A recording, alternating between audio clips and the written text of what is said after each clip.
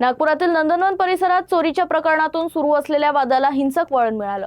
सोमरस बारच्या बाहेर एका युवकाच्या डोळ्यात मिरची पावडर टाकून चाकू आणि लोखंडी हत्याराने हल्ला करण्यात आला। या घटनेत मध्यस्थी करणाऱ्या तरुणावरही चाकूने हल्ला करण्याचा प्रयत्न झालाय। नंदनवन पोलिसांनी 8 आरोपींविरुद्ध गुन्हा दाखल केला असून तिघांना अटक केली आहे। नंदनवन पोलीस ठाण्याच्या हद्दीत सोमरस बारच्या बाहेर युवकावर जीवघेणा हल्ला करण्यात आला। चोरीच्या प्रकरणातून हा वाद निर्माण झाला होता। 21 ऑगस्ट रोजी आरोपी सूरज लांजेवार याचा भाऊ आकाश लांजेवार याला चोरीच्या प्रकरणात अटक करण्यात आली होती। यावरून सूरजने अश्विन उर्फ सोनू रहांगडाले याच्यावर पोलिसांना माहिती दिल्याचा आरोप करत धमकी दिली होती। यानंतर 25 ऑगस्ट रोजी संध्याकाळी अश्विन आणि त्याचा मित्र अक्षय वंजारी सोमरस बारमध्ये बसले होते। अक्षय बारच्या खाली आल्यानंतर आरोपी वंदना लांजेवार हिने त्याच्या डोळ्यात मिरची पावडर टाकली। त्यानंतर प्रदीप आखरे, प्रशांत आखरे, सूरज लांजेवार आणि अन्य आरोपींनी अक्षयला मारहाण केली।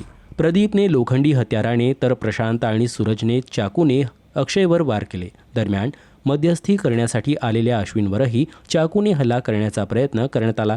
या हल्ल्यात अक्षय जखमी झाला असून त्याच्यावर रुग्णालयात उपचार सुरू आहेत।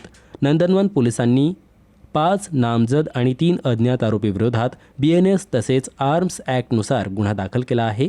पोलिसांनी सूरज लांजेवार, वंदना लांजेवार आणि प्रदीप आखरे यांना अटक केली असून इतर आरोपींचा शोध सुरू आहे।